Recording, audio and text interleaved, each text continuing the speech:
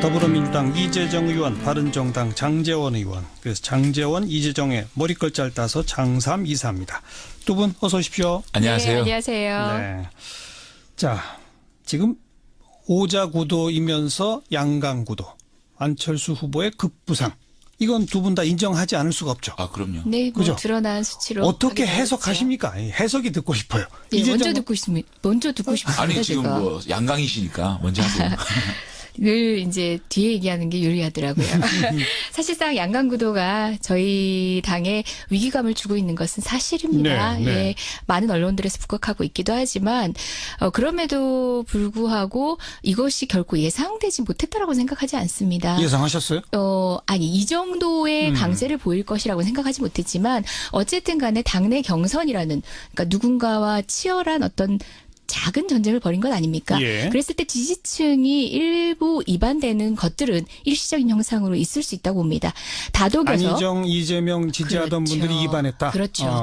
그런 것에 조금 더 편승한 또 다른 이제 지지층이 있는 것도 사실입니다만은 어쨌든 이거는 조금 유동적인 좀 일시적인 현상이라는 평가는 일시적이다? 하고 있습니다. 물론 예. 저희 당이 이 지점에서 이 수치들에서 살펴봐야 될 지점들은 분명히 있지만 확고하게 이러한 지지가 더 공고해지거나 지속될 건 같지는 않다는 않다? 건 제 개인적 의견입니다. 급부상은 거품이다. 일부 거품이 포함되어 있다. 장지원 의원은 어떻게 해석하십니까? 저는 조금 저희 진영에서 봤을 땐 좀 놀라워요. 네. 사실은 네.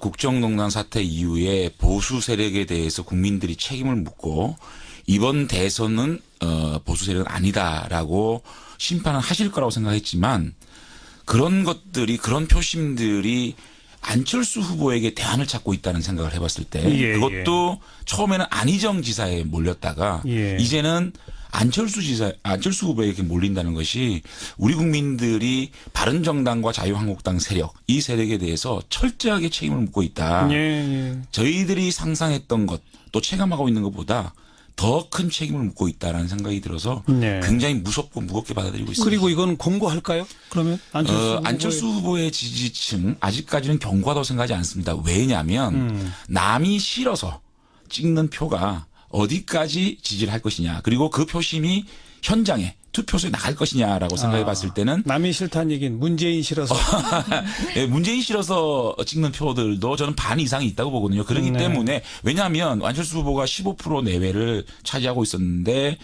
민주당 경선이 끝난 이후에 급작스럽게 30% 이상으로 급등하지 않았습니까? 그러니까요. 그렇기 때문에 그 세력들은 안철수 후보를 지지하고 있지만 마지막 순간에 투표소로 나갈 것이냐라는 부분은 다른 부분이거든요. 그래서 지금부터 안철수 후보가 진정한 대안 세력으로서 남 실어서 찍는 표가 아니라 네. 안철수의 표로 만드는 것을 어떻게 할 것인가에 딸려 있다. 예, 그 조금- 공간에서 유승민 후보에게도 찬스는 올 수도 있다는 기회가 생각을 올 수도 해봅니다. 있다. 예. 저 조금만 보완을 해보면 지금 의원님 하신 분석에도 충분히 전 동의가 가고요. 그러니까 이견이라기보다는 조금 비슷한 보완을 목소리 하면요. 같은데요? 예, 안철수 후보를 지지하는 지지 기반의 상반성에 기인하는 측면이 있어요. 그러니까 안 후보가 어떤 방식으로 앞으로 처세할 것인가에 따라서는 선거운동 전략을 짤 것인가에 따라서 달라질 수 있는 부분이 뭐냐면은 안 후보는 민주당과 결국은 갈라서던 상황에서는 호남 지지 기반을 바탕으로 했습니다. 호남이 예, 예. 물론 이제 특정 이념으로 묶을 수 있는 지역은 아니다 손치더라도 우리나라 현대사 근현대사에 있어서는 역사적 기반을 가지고 있습니다. 근본적으로 지금 안 지사에게 몰리고 있는 보수층의 지지 의사와는 안 굉장히 지사가 다른 아니라 안철수 후보. 아유, 예. 이제 경선은 끝났습니다. 예, 맞습니다.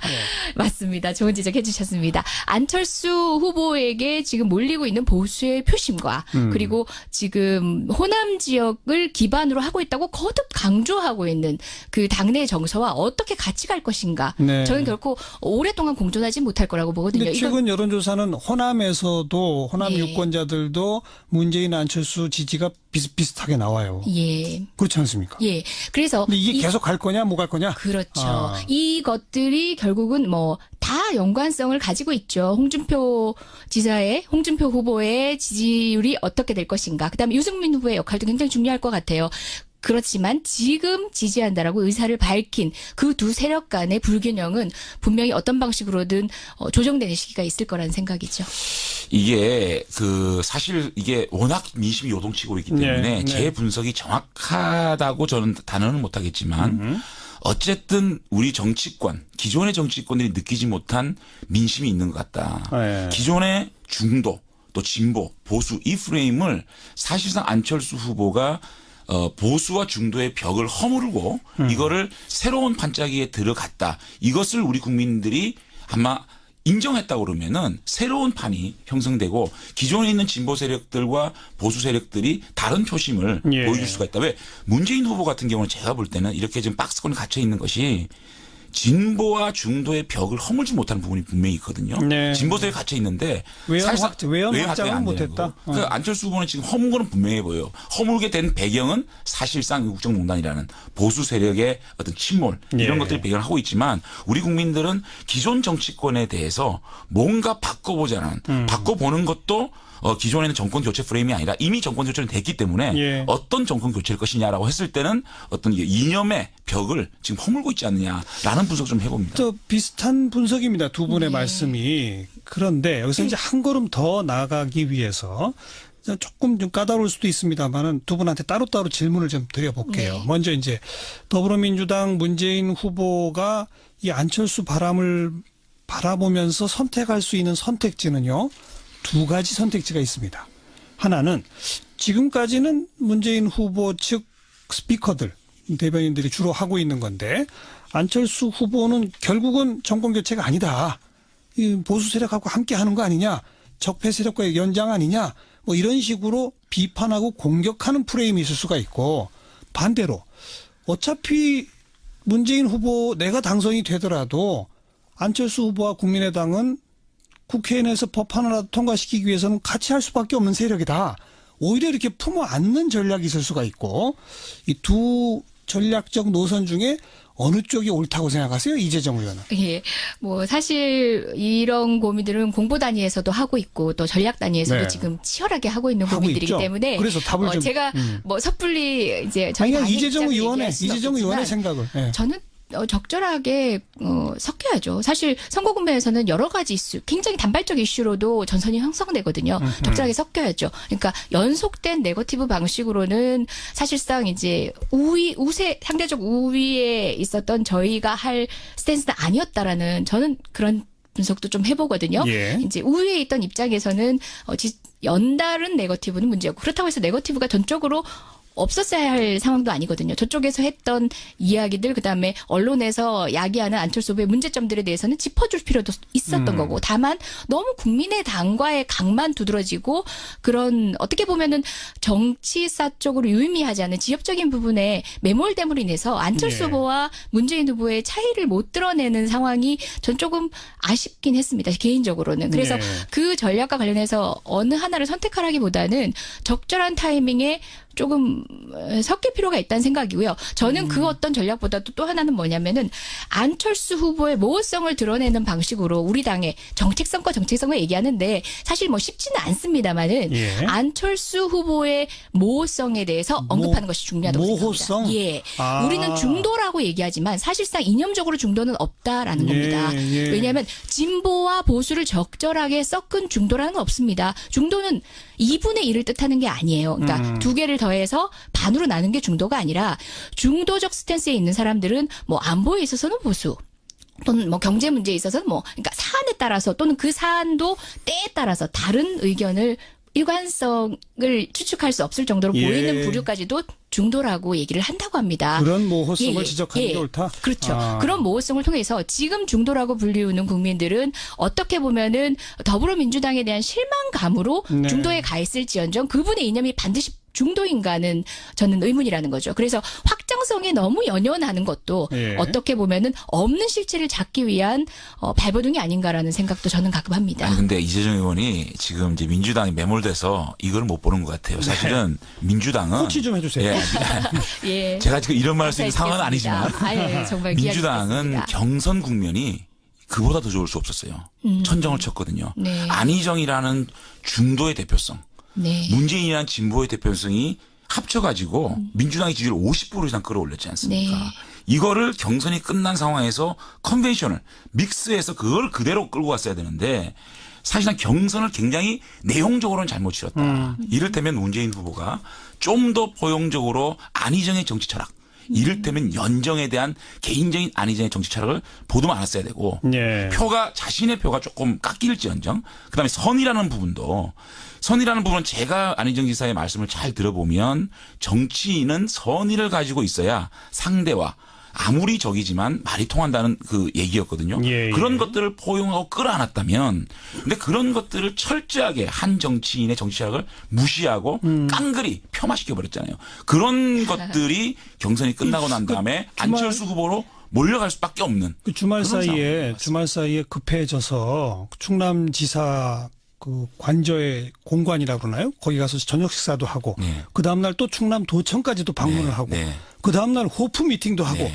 그렇게 하고 계시던데 효과가 이미 없어졌다. 아니요. 근데 그게 안희정 지사와 문재인 후보 간에는 풀렸을 거예요. 네. 정말 이건 하나가 돼야 되겠다 생각하지만 지지층들의 마음은 녹여내지 못하고 있다. 네. 이렇게 보는 거죠. 이 지적 어떻게 네, 보세요? 저는 일부는 동의하고 일부는 또 이견인 게요. 이제 결론적으로 마지막에 지지층들의 마음을 어루만지고 돌려세우지 못했다, 컨벤션 효과를 누리지 못했다라는 것은 뭐 절대적 공감입니다. 그리고 그건 다만 저는 전망하건대 분명히 시간이 필요하지만 전적으로 아니더라도 분명히 옮겨져 올 것이고 예. 달래서 저희가 안고 가야 되는 지지층이기 때문에 결국은 우리가 함께 갈 거라는 생각은 있고요.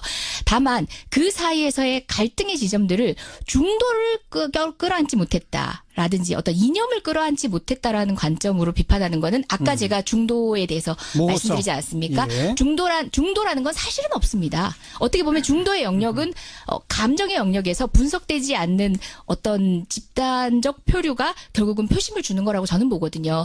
안희정 지사의 그런 지적들에 대해서 이제 최대한 선회해서 포용하려고 하지 못했다는 점은 예. 뭐 문 후보가 아니더라도 그 진영에서 반성할 지점도 있다고 봐요. 근데 그런 상황에서 감정을 상하게 한 것, 같이 함께 할 수 있는 것들이 더 많은 우리 지지 세력들을 감정 상하게 하고 외롭게 했던 것은 반성할 지점이라고 보고 그 점에 대해서 다독였어야 했다는 아쉬움은 있지만 또 다독일 것이라는 다짐도 하지만 그것이 이념적 스펙트럼에 대한 것이라고는 보지 않습니다.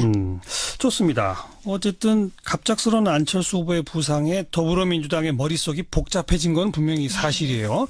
이재정 의원이 고민이 많다라고 사실 이 인정을 한 셈이고요. 제가 안철수 후보를 보수적으로 떠다 미는 전략과 그게 아니라 어차피 함께할 세력이라고 함께할 전략 했더니 둘 다를 고민해야 되고 그러면서 공격은 안철수 후보의 모호성은 또 공격해야 한다.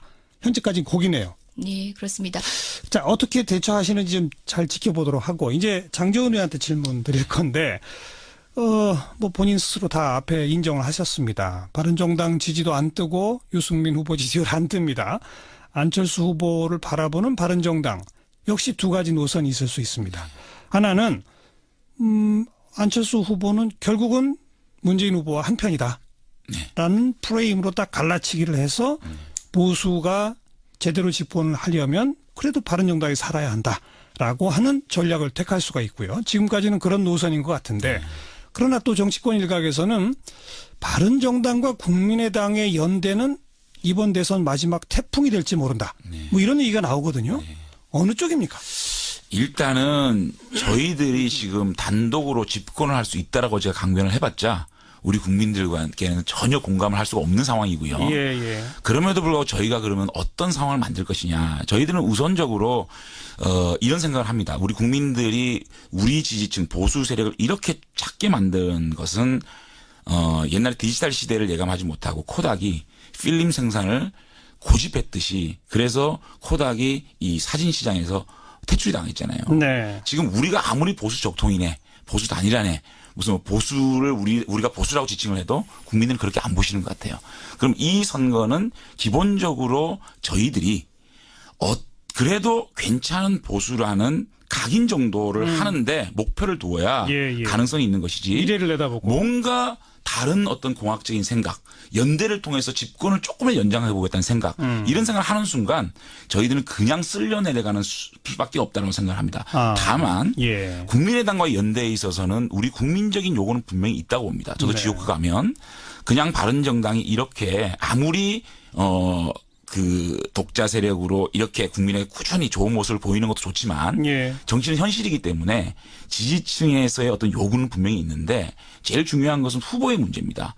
정통성 있는 후보이기 때문에 후보의 결단이 없이는 불가능한 겁니다. 그런데 후보는 분명하게 독자 완주를 지금 하겠다. 생각하고 있는 거기 때문에 그런 예. 거고 그다음에 두 번째는 국민의당 입장에서 예. 지금 현실적으로 바른정당에 대해서 어떤 그 바른정당을 이렇게 함께 하고자 하는 의지, 네. 바른정당과 함께 하겠다는 어떤 강력한 생각 네. 이런 것들이 없는 상황에서 저희들이 국민의당과 어떻게 보면 국민의당보다 약자인데 저희들이 국민의당과 연대를 하자라고 얘기하는 것은 제안할 단계가 오히려 아니다. 아. 저희들이 더 국민들로부터 외면받을 수 있는 거기 때문에 일단은 저희들은 독자적으로 네, 완주를 한다는 네. 게 생각을 가지고 있고 그 다음에 다만 이 30일 동안 레이스하는 동안 어마어마한 변수가 생길 수가 있고 알겠어요. 또 안철수 후보 측 국민의당에서 우리 바른정당의 어떤 제안과 어떤 스탠스를 유지하느냐에 따라서 변수는 분명히 존재한다 이렇게 봅니다. 국민의당과 바른정당의 연대에 대해서 더불어민주당은 어떤 눈으로 봅니까? 장재현 의원님께서 약간의 힌트를 조금 주셨는데요. 거기에서 시작을 해보겠습니다. 지금 국민의당은 뭐 바른정당과의 연대를 고민할 필요도 없을 만큼 승승장구하고 있기 때문에 이제 고민하지 않는다도 되겠지만 분명히 동의하실 겁니다.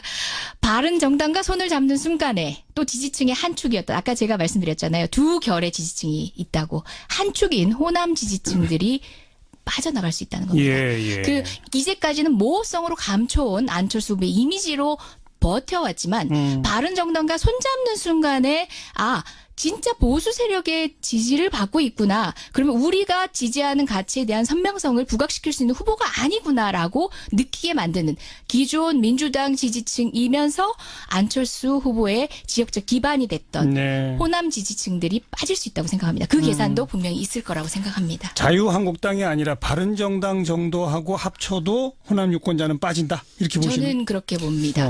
기본적으로 호남의 지역적 어떤 가치에 대한 지향은요. 수도권을 능가합니다. 네. 사실상 그 역사적 경험이라는 게 오래된 시간이 아니고요. 불과 우리 윗세대도 아니고 우리 세대가 경험했던 겁니다. 그렇기 때문에 그런 진보적 가치에 있어서의 굉장히 급진성이 다른 어떤 지역보다 두드러지는 게 사실인데요. 그런데 왜 민주당보다 더 보수적인과 같은 안철수의 당으로 보이는 국민의당에 손을 들어줬느냐. 그건 정말 저는 민주당이 부족했기 때문이라고 생각합니다. 잘못했기 때문이다. 그렇지만 궁극적인 가치의 문제를 나누기 시작하면은 분명히 광주는 가치의 문제에 있어서만큼은 그것을 선택하게 해주면은 자기의 정답을 선택할 거라는. 혹시 호남 유권자분들도 지난 총선을 기점으로 세대 간에 네. 또 이념 지향 간에 분화 현상이 좀 있다고 느끼진 않으세요? 그렇지만 다른 세대 간 갈등만큼은 아니라고 다른 보고요. 지역의 세대 간 갈등만큼은 아니다? 만큼은 아니라고 보고요. 분명히 이제 세대 간 차이는 있을 수 있겠죠. 저는 이런 얘기를 들었어요. 그러니까 가십처럼 제가 말씀드려 보면은 이제 이재정 하면은 조선 의원의 비례의원의 또 우리 또 제가 참 언급하기 민망합니다만 오방끈이라는 어떤 한교안 총리를 대정부 질의하는 예, 과정에서 예. 빚어진 어떤 에피소드에 대해서 얘기하시는 분들이 많은데요. 그 가운데서 소위 말하는 뭐 싸가지 정치론을 빌미로 해서 수도권에서는 호불호가 갈립니다. 네. 저희 당 지지층에서도. 그런데 그런 이재정의 그런 기계를 높이 평가한다라고 분석되는 것들이 오히려 호남이라고 합니다. 예. 그것이 뭐냐면은 호남은 우리의 가치를 위해서 싸워주는 정치인들이 필요했는데 네. 정작 우리가 뽑아준 국회의원들은 정작 알겠습니다. 철옹성 지지율을 받으면서도 수도권 의원들보다 그러지 글쎄, 못했거든요. 근데 이재정 의원식 예. 분석이면 바른정당은 사실 뭐 국민의당이 바른정당한테 러브콜을 할 리도 없다. 지금 그런 얘기거든요. 근데 이재정 의원 들어보니까 우리 바른정당이 그 정도 당인가. 우리 바른정당하고 국민의당이 손을 합치면 호남 유권자들이 외면할 것이다. 진보진이 완전 외면할 것이라고 생각하시는데 저는 그렇게 보지 않아요. 왜냐하면 바른정당이 짧지만 3개월 동안 탄핵 정부에서 보여준 모습은 사실상 지금의 그 더불어민주당 지지하시는 분들도 바른정당에는 그렇게 거부감이 있다고 보지 않습니다. 그 다음에 또 국민의당 지지층도 바른정당에 그렇게 거부감이 있다고 생각하지 않거든요. 예. 그 다음에 이 호남 유권자들도 바른정당이 지금 국민의당과 비슷비슷한 어떤 지지율을 가지고 있다면 이거 당대당 통합이야? 라고 생각할지 모르겠지만 바른정당은 국민의당이 지금 집권할 수 있는 마지막 툴이라고 그 지지층이 느꼈다면 바른정당은 몇 프로 안 되니까 이걸 흡수 통합 아니야? 예. 라는 느낌을 가질 수가 있고 또 보수 진영에서 사실상 안보 부분이나 이런 부분에서 국민의당에 조금 퀘스천 마크가 있거든요. 그런 부분들을 저희가 그래도 보수층이 그래도 차선으로 인정할 수 있는 것이 안철수 후보라는 인증을 바른정당에 해준다 그러면은 보수층의 집결이라든지 중도층의 어떤 흡수 이런 것들을 통해서 시너지가 날 수 있거든요. 왜냐하면 저희들이 사회개혁 정책에 있어서 국민의당과 거의 똑같습니다. 네, 네. 따뜻한 정책 이런 것들이 그다음에 뭐 검찰개혁부터 해서 다 거의 비슷하기 때문에 안보 부분 사드 문제라든지 몇 가지 부분 외에는 거의 같기 때문에 그 부분에 있어서 이제 사드도 안철수 후보랑 그렇죠. 가까워졌잖아요. 그래서 예. 사실상 정책적으로 이것이 거의 비슷한 노선을 가고 있기 때문에 이런 단일화에 대한 거부감 이런 것들이 상대적으로 생각보다는 적을 수 있다. 저는 생각하기 때문에 예. 결국은 안철수 후보가 어떻게 현재의 자기 지지층을 설득하느냐의 문제가 달려 있지. 그 바른정당을 손잡았다 그래서 이재명 의원님 말씀하시듯이 쫙 안철수 지지층이 빠져나간다. 저는 그렇게 보지 않습니다. 저는 뭐 바른정당이 탄핵 공명에서 하셨던 역할에 대해서 충분히 존중하고 저희 지지층들이 굉장히 얼마나 우리 장제원 의원님 청문회 당시 얼마나 활약을 해주셨어요. 스타. 저희 당 지지층들이 더 이제 열을 좋아할 다해서 정도로. 좋아하셨습니다. 그렇다고 저는 안 뽑습니다. 바로 그 지점입니다. 방금 얘기하신 바로 그 지점입니다. 바른 정당의 그 역할에 대해서 존중하는 것과 그 바른 정당이라는 그 상징적인 정당과 국민의당이 통합했을 때 국민의당에서 갖게 되는 이미지는 또 다른 겁니다. 정치적 국면은 한 번의 인식이 끝까지 가지 않습니다. 예. 그 국면에서 그 당을 바라보는 그런 인식이 각각이 다릅니다. 어떤 국면에서 바라보는지에 따라서 통합 국면으로 간다면 정말 당대당 통합으로 간다면 그때 바른정당의 인식은 또 다를 겁니다. 저는 오히려 바랍니다. 바른정당과 국민의당이 사실상 말씀하신 바대로 정책이 다르지 않습니다. 그러면 차라리 그 부분에 있어서 서로 확인을 해보시고 그런 정치 세력들은 같이 가는 것도 맞다고 봅니다. 예. 그러면서 그런 정책적 선면성을 바탕으로 어떻게 보면은 그냥 더불어민주당에 실망했던 시민들이 어떻게 보면 그래도 내가 추구하는 정강 정책은 더불어민주당이 더 맞겠구나 하고 찾아갈 수 있게끔 덜 서운하게 해드리는 전략을 저희가 만들었어야 한다. 그런 근데요, 후회와 다짐을 해봅니다. 이재명 의원님, 네. 만약에 바른정당하고 국민의당, 그러니까 가능성은 별로 없습니다만 네. 합쳤을 때, 바른정당과 국민의당이 합쳤다 그래서 그 실망하는 지지층이 문재인 대표 후보한테 갈까요? 저는 그렇지 않다고 보거든요. 아하. 지금 안철수 후보에 집결되어 있는 35%의 7%이 세력들은 바른정당과 국민의당 합쳤다 그래서 그 실망감 때문에 문재인 후보는 안 갑니다. 그렇기 때문에 네. 저는 아예 안 찍으면 안 찍었지. 그렇죠. 안 간다. 안 찍으면 안 찍. 최소한 이 안철수 후보의 현재의 지지를 빼먹지는 않을 거다.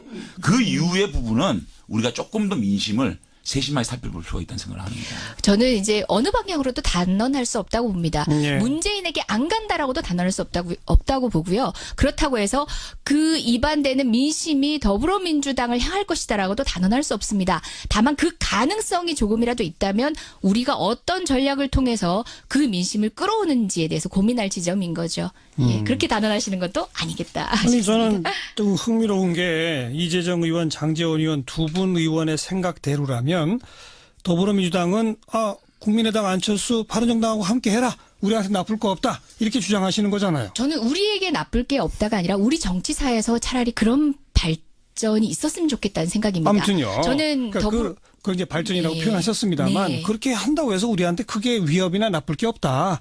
오히려 안철수 후보 지지가 빠질 것이 더 보인다. 이렇게 말씀하신 거고. 최소한 박빙의 승부라도 그런 방식의 승부를 통해서 집권을 한다면 대한민국의 미래는 더 밝다고 봅니다. 바라시는 바고 장제원 네. 의원도 그러니까 당대당 통합까지는 아니지만 안철수 후보가 마지막 박빙 승부에서 좋아 바른정당의 손을 딱 잡고 내가 한번 이겨보겠어. 라면 효과가 있을 수도 아니, 근데 있다라고 보시는 거죠. 제 말씀이 예. 우리 청취자들이 듣기 좀 오해할 수 있는 소지가 있을 것 같은데 저희들이 그렇게 강력하게 국민의당과 후보 단일을 하겠다는 생각이 있는 게 아니고요. 아니라는 건 아까 말씀하셨어요. 예, 어쨌든 간에 저희들은 사실 저희도 고민이 지점이 있는 거예요. 만약에 후보 연대를 했을 경우에 정직하게 얘기하면 저희 지지층 내에 박지원 대표, 현재 국민의당의 대표에 대한 거부감은 있는 게 분명하거든요. 예. 그렇다면 이것이 오히려 바른정당이 그나마 지금 이렇게 바로 가고 나중을 기약할 수 있는 그런 정치 세력으로서 또 하나의 또 흔들림이 있지 않을까라는 고민의 지점은 있거든요. 네, 네. 그래서 이런 부분들은 조금 더 시간을 가지고 민심을 좀 소상하게 세심하게 살펴야 될 부분이라고 생각이 합니다. 아무튼 이런 게 이제 이번 한 달 남은 대선의 중요 변곡점들이 될 것이다. 두 분 의원의 의견을 가지고 청취자분도 한번 생각해 보십시오.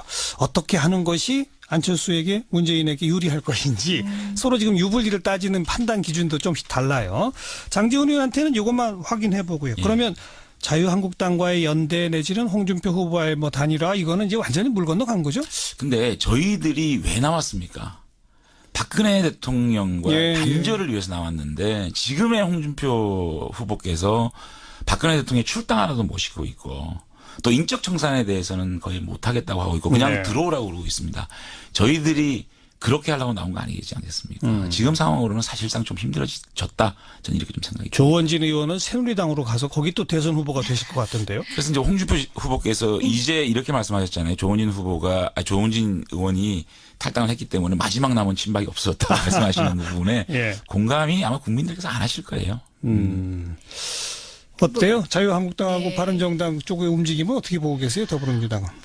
그 질문과 뭐 다른 답변이 될지 모르겠는데 저는 이제 제가 저희 당에 그러니까 전략적 고민을 하는 입장에서는 진짜 솔직하게 말씀을 드려보면 홍준표 지사가 나름의 선전을 해야 그러니까 그런 고민 하지 않겠습니까? 버텨줘야 예, 우리가 예. 이긴다. 버텨줘야 하지 않는가 뭐 이런 생각도 산술적으로만 이렇게 표 계산을 해보면 그런 네. 고민도 할 것 같습니다. 예, 예. 근데 개인 정치인 이제적으로서는 저는 정말 바른정당 같은 보수 또는 국민의당이 스스로 보수라는 것을 차라리 밝히고 어떤 정치적 지향을 보여주고 국민의 선택을 받는 그런 선거가 되었으면 좋겠다. 아직은 제가 초선이라서 이렇게 솔직한 말을 예. 하게 되는지도 모르겠습니다.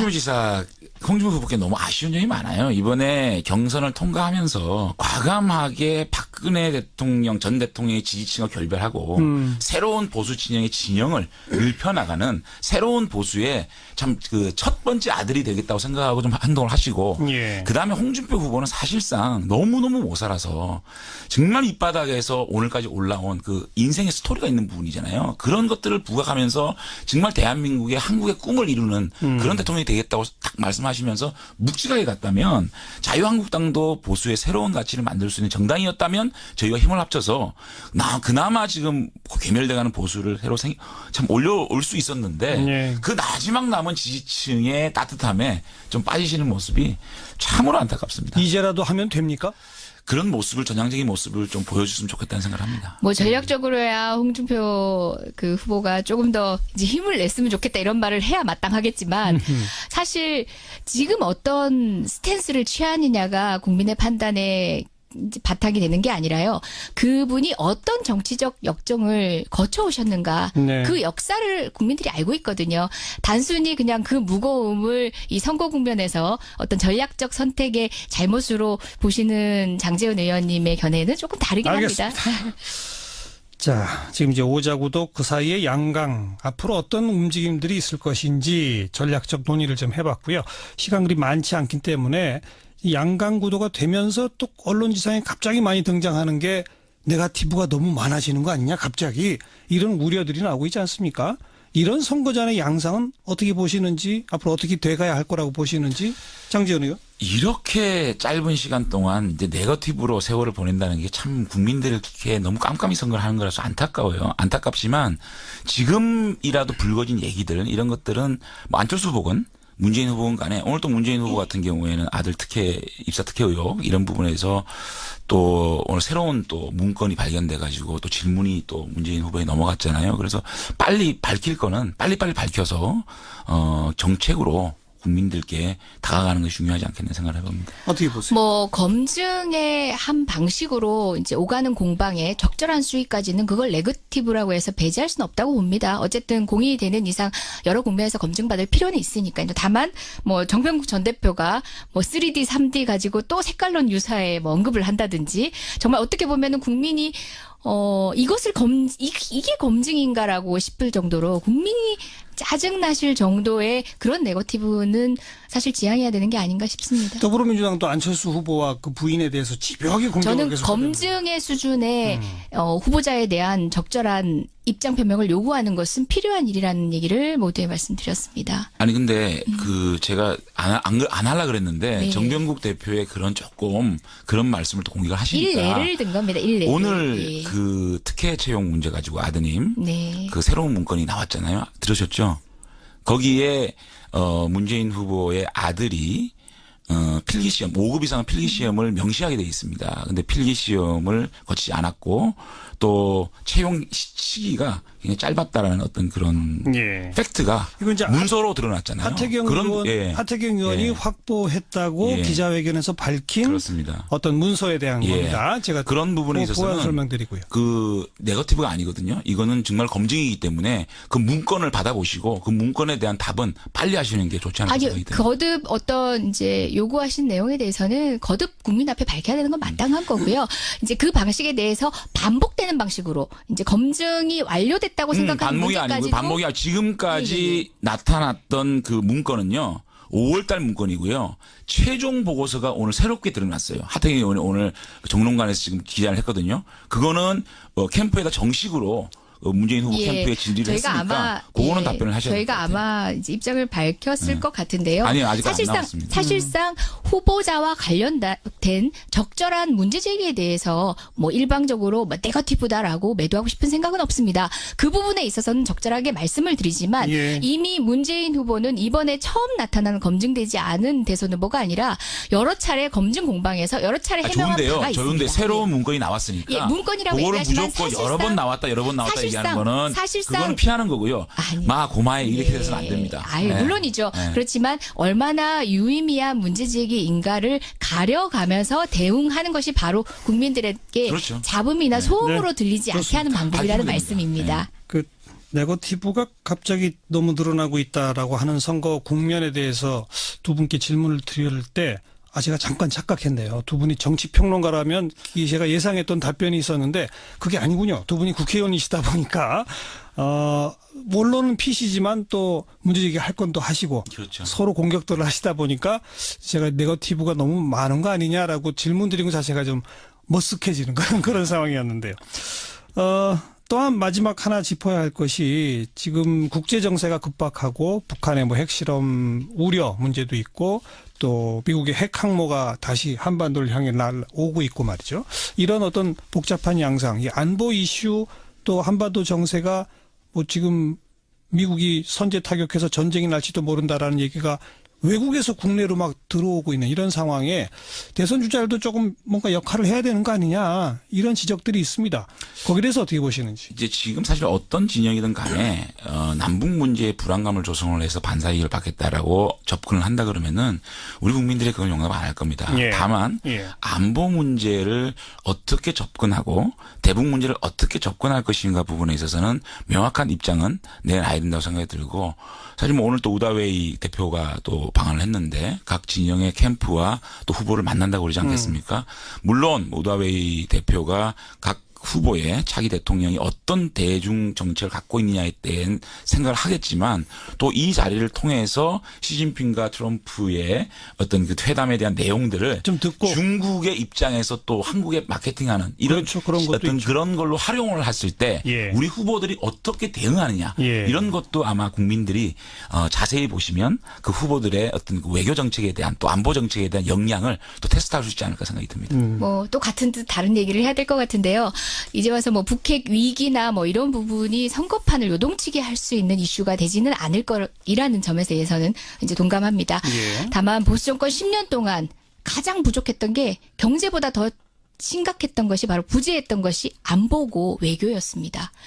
안보, 외교를 국방으로만 생각했던 이 보수 정권이 만들어낸 지금 한반도 위기가 사실 국민을 불안하게 하고 있는데 그럼에도 불구하고 여전히 국방이 다인 것처럼 안보가 국방인 것처럼 국민 여론을 오도하고 있다고 생각합니다. 안보는 국방 플러스 알파입니다. 외교적 전술, 등등 정치적 고려 등 여러 가지 것들을 고려해서 우리나라의 평화를 예. 지키는 것이 안보입니다. 예. 그런 측면에서 진짜 안보는 누가 주장하고 있는지 여러분들께서 꼭 유념해 보시기 바라고요. 아니, 글쎄. 한 가지만 교정하겠습니다. 아까 하태경 의원님께서 말씀 너무 많이 말씀하셨다고 얘기하는 부분 그 새롭게 나온 게 아니라 제가 그 부분에 대한 공방을 짧게만 드리면은 아니, 10년 전에 이미 공개됐던 내용이라는 좋습니다. 거 교정해서 말씀드리겠습니다. 아니 지금 한반 시간이 없어요. 짧게. 예. 예. 한반도 안보 위기가 지금 보수 정권 10년 때문에 이렇게 한반도 위기가 왔다라고 얘기하는 거는 전 동의할 수가 없습니다. 그 지난 10년간 또 북한에 또 많은 자금을 퍼주기 한 부분도 분명히 한반도 안보 위기에 네. 역할을 했다고 보기 때문에 그 논란은 지금 얘기하면 기니까 네. 어쨌든 민주당에서 얘기하는 이 10년 보수 정권 10년 때문에 한반도 위기가 왔다라고 얘기하는 건 동의할 수가 없습니다. 무엇이 진짜 안보냐 여기에 대한 또 견해 차이를 잠깐 보여주셨는데요. 제가 이 문제를 마지막에 던질 때는 지금 상황이 특히 외국 사시는 우리 동포분들이나 이런 분들이 전쟁 나는 거 아니야? 막 이런 불안해하는 목소리들이 날라온다 그러지 않습니까? 이런 국면에 그냥 제 개인적인 생각인지 모르지만 주요 대선 주자들이 우리는 전쟁은 무조건 반대다. 이런 거는 공동성명 같은 건 될 수 있는 거 아니에요? 괜찮지 않습니까? 맞습니다. 뭐 리비아 공습 얘기하고 당장 우리나라의 결정에 의해서가 아니라 다른 나라에 의해서 미국의 전 세계- 선제 타격 이런 거. 그렇죠. 예. 너무 두려운 상황이지 않습니까? 그럴 때일수록 정말 안보에 대해서 자주적인 자세로 우리가 예스 노를 얘기할 수 있는 그러니까요. 그런 후보가 필요한 겁니다. 그러니까 주요 후보들이 연대해서 이건 우리는 전쟁 반대다. 예. 같이 할 수 있는 거 아니에요? 그렇죠. 그럼- 동의하실 수 네, 있죠? 동의합니다. 두 분 당에 가서 한번 추진해 보시면 어때요? 예. 뭐 충분히 할 수 있는 근데 지금 일이죠. 근본적으로 미국과의 관계, 중국과의 문제, 또 대북 문제에 대한 시각 자체가 틀리기 때문에 방법론이 물론 어떤 한반도에서 전쟁을 막고 튼튼한 안보를 바탕으로 해서 우리 국가가 안전을 해야 되겠지만 알겠습니다. 시각 자체가 틀리기 때문에 그런 부분에서 좀 물론 충돌이 있지 그 않겠습니까? 안보 노선 또 외교 전략에 대해서는 후보마다 차별성이 드러나야 되고 그걸 또 국민들이 평가해야죠. 그러나 불안해하는 국민들한테 전쟁 반대 이 목소리 같은 것 좀 같이 그렇죠. 내주셨으면 전쟁 하는 반대에서 시작하면 됩니다. 그런 바람입니다. 근데 어쨌든 민주당과 어떤 북한 문제를 바라보는 시각과 미국과의 관계를 바라보는 시각이 알겠습니다. 첨예하게 틀리기 때문에 여기까지.